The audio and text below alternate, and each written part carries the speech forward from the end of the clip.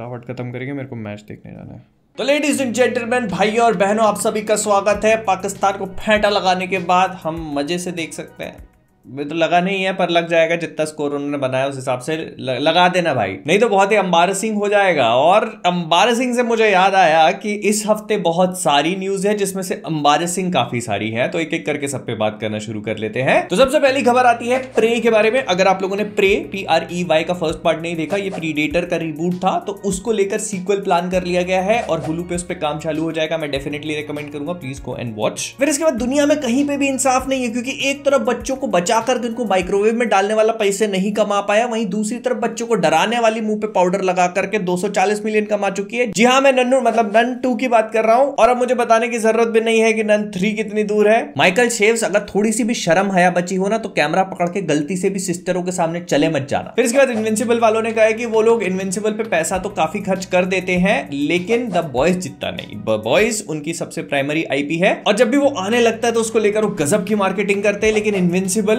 अभी नवंबर में रिलीज होने वाला है, लेकिन उसको लेकर बिल्कुल भी मार्केटिंग नहीं है। और मैं बिल्कुल इस बात से एग्री करना चाहूंगा। हालांकि हाल ही में इसका ट्रेलर ड्रॉप होने वाला है, जो आप लोग अभी तक देख भी चुके होंगे। मैंने अभी तक नहीं देखा क्योंकि ड्रॉप नहीं हुआ है। लेकिन मैडम, आप भी कहां इनविंसिबल को बॉयज से कंपेयर करने में लगी हो। एक में बाप बेटे को मार रहा है, दूसरे में बाप बेटे की। फिर इसके बाद DC की तरफ से ये खबर आ रही है कि जेसन मोमोआ एक्वामैन 2 में एक्वामैन बनने के बाद निकल पड़ेंगे अपनी खुद की जर्नी पे। मतलब DCU नया DCU बनेगा, उसमें वो अपना रोल प्ले करेंगे लोगों के जैसे। क्योंकि अब ऐसा सुनने में आ चुका है कि जो पुराना DCEU था, मतलब जितने भी हमने सुपर हीरोज देखे थे, वो अब रिटर्न नहीं करने वाले हैं, कोई भी एक भी। फिर वंडर वुमन 3 का क्या होगा, जो गैल जी पहले से अनाउंस करके बैठी है। और मुझे पता है कि आप लोग को सुन के बहुत अच्छा लग रहा होगा। इनफैक्ट प्रोस्पेक्ट्स भी बहुत ब्राइट नजर आ रहे होंगे, लेकिन मैं आपको बता देता हूं कि जो खबरें निकल के आ रही हैं वो इतनी अच्छी नहीं है एक्चुअली, मार्वल और DC दोनों की ही तरफ से।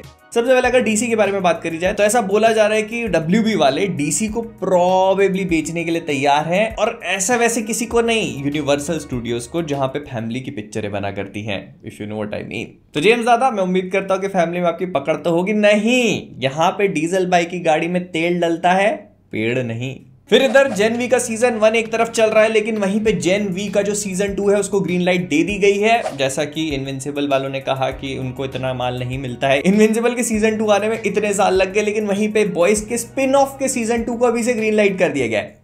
I like it। फिर इसके बाद स्वागत है आप सभी का हमारे साप्ताहिक एनिमे सेगमेंट में, जिसमें हम सबसे पहले बात करना चाहेंगे ड्रैगन बॉल की आने वाली नई सीरीज के बारे में। ये हाल ही में न्यूयॉर्क कॉमिक कॉन में अनाउंस करी गई और इसका नाम है ड्रैगन बॉल डायमा। एंड मैं इसको देखकर ऑनेस्टली काफी एक्साइटेड था, लेकिन जैसे इसका ट्रेलर ड्रॉप हुआ, मेरा एक्साइटमेंट भी उसी के साथ साथ ड्रॉप होना शुरू हो गया। क्योंकि इसमें काफी सारी मल्टीपल चीजें देखने को मिलती है, लेकिन उसके साथ ही ज्यादा में देखने को मिलता है गोकू और वेजिटा छोटे छोटे बच्चों के रूप में, जो मैं कतई नहीं देखना चाहता। मैं बैठा सुपर साइयन 6 देखने के लिए, आप मेरे को दिखा रहे हो पूंछ वाला बच्चा। I mean to be honest, I was expecting कि मुझे ड्रैगन बॉल सुपर से रिलेटेड कुछ देखने को मिलेगा, मोरो आर्क के बारे में पता चलेगा, लेकिन यहाँ पर कुछ नहीं था भाई। फिर इसके बाद यू यू हाकुशो, जो मैंने काफी साल पहले देखा था, वो एनिमे अगर आपने नहीं देखा तो काफी स्ट्रांगली रिकमेंड करूंगा। ऐसे टूर्नामेंट स्टाइल बेस्ड एनिमे है ये, और इसमें जो प्रोटैगनिस्ट होता है उसके पास स्पिरिट गन नाम की उंगली से मारने वाली बंदूक होती है, उसमें से वो कुछ है, मतलब आप देखोगे तो मजा आएगा। तो हुआ कुछ नहीं है, नेटफ्लिक्स वाले इसको भी एक लाइव एक्शन एडेप्टेशन देना चाह रहे हैं, और इसको देखकर मुझे पहले थोड़ा सा ऐसा डाउट था, लेकिन फिर उन्होंने वन पीस लाइव एक्शन को अच्छी तरह से कर लिया, तो मुझे लगा कि ये भी कर लेंगे। प्लस ये जो पूरा का पूरा शो होगा, इसके ऊपर जापानीज कास्ट काम करने वाली है, तो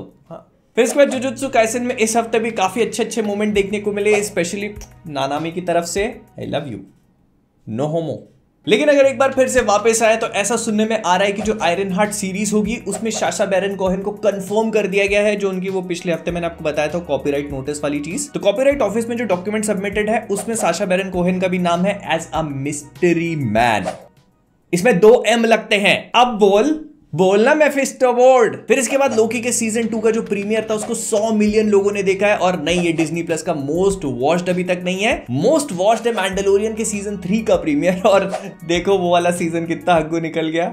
लोकी के साथ ऐसा मत कर देना। और मुझे पता है कि आप सब लोग सोचते होंगे कि मून नाइट में हमको वो एक्शन सीन्स देखने को मिले क्यों नहीं। जब भी एक्शन का नाम लिया जाता तो हमारा मार्क स्पेक्टर यूं करके पता नहीं कौन से झटके ले लेता था और सारा एक्शन खत्म करके हमको दिखा दिया जाता था। तो इसका कारण हमें पता चल चुका है। जो इसके डायरेक्टर साहब हैं उन्होंने कहा कि उन्होंने इसको ऐसे इसीलिए शो किया क्योंकि उनको एक्शन सीन्स बोरिंग लगते हैं। जब भी किसी पिक्चर में कोई एक्शन सीक्वेंस आती है तो वो उठ के कुछ खाने वाने का लेने चले जाते हैं क्योंकि उनको पता है कि इसका आउटकम क्या होने वाला है, हीरो विलन को मार ही देगा। ये तो वही बात हो गई कि आपका शो दूध निकालने के ऊपर है लेकिन आपको भैंस के पास जाने में डर लगता है। सोयाबीन सॉस में डूबे हुए उबले अंडे जब करना ही नहीं आता तो किया क्यों?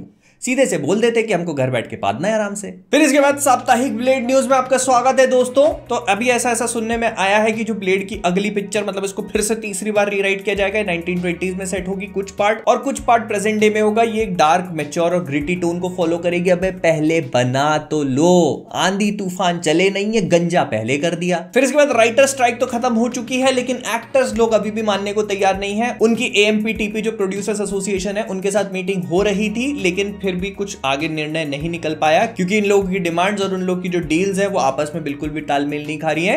एक्टर्स लोगों का ये बोलना है कि उनको जो भी रेवेन्यू जनरेट होगा स्ट्रीमिंग सर्विसेज के थ्रू उसका 2% चाहिए, लेकिन स्टूडियो से देने को तैयार नहीं है क्योंकि 2% बहुत ज्यादा हो जाता है। और इस पे बहुत सारे लोगों ने ये बोला कि 2% एक्चुअली में काफी ज्यादा हो जाता है, कई बार 800-900 मिलियन तक भी पहुंच जाता है। तो वो 2% है जो आप एक्चुअल रेवेन्यू जनरेट कर रहे हो उसका।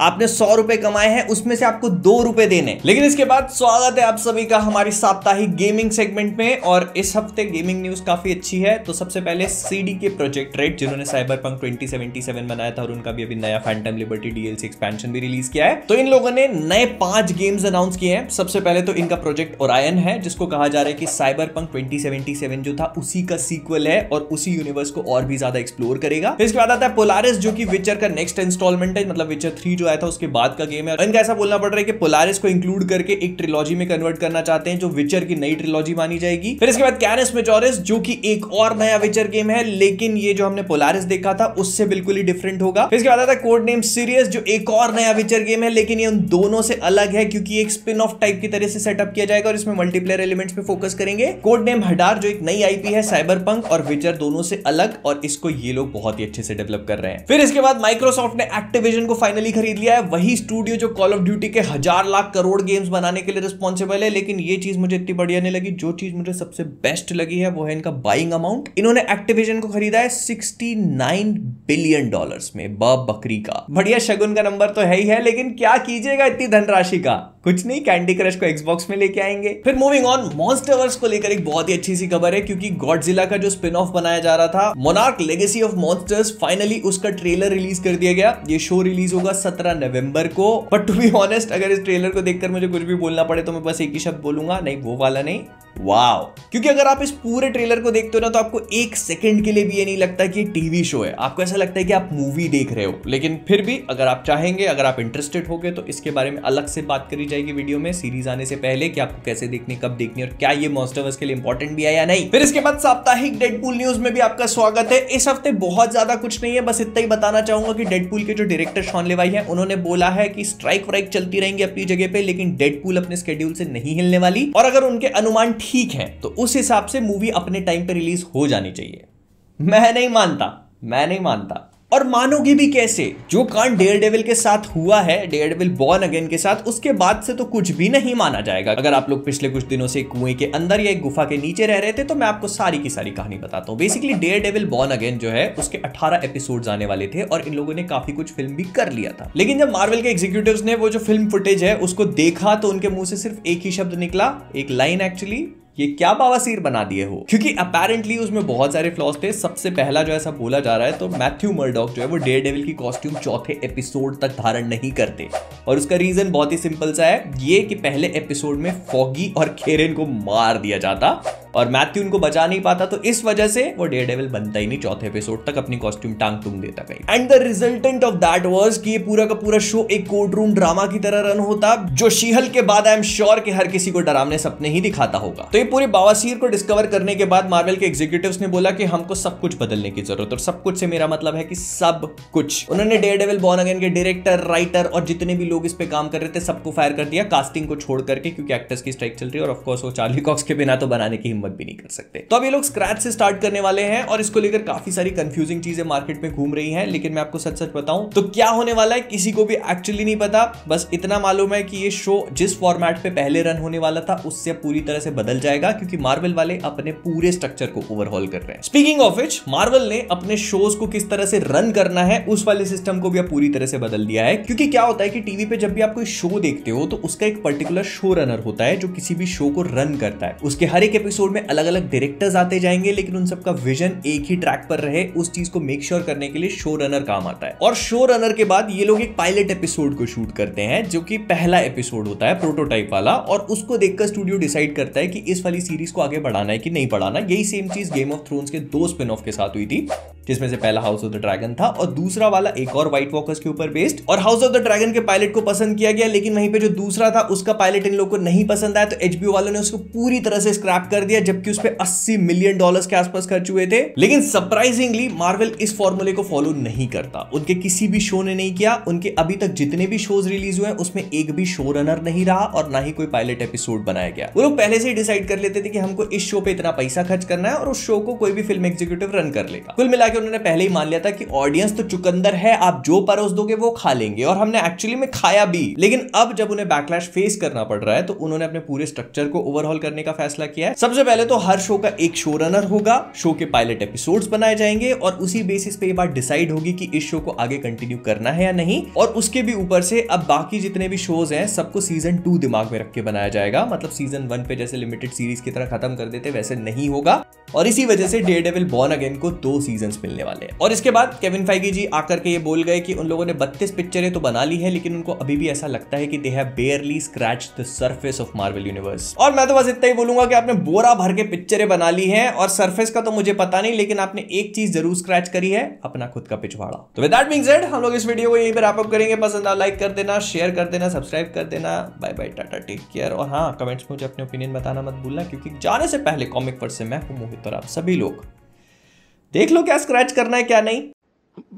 दोनों ने एक साथ एक दूसरे को टाइम डोर से बाहर कैसे फेंक दिया? नहीं, मैं तो उससे लड़ना ही नहीं चाहता था, मैं तो उसे रोक रहा था, वो उसे मार देती। शांत हो जाओ, लड़कियां होती ऐसी है। उस रेंसलेयर ने भी मुझे धोखा दिया था।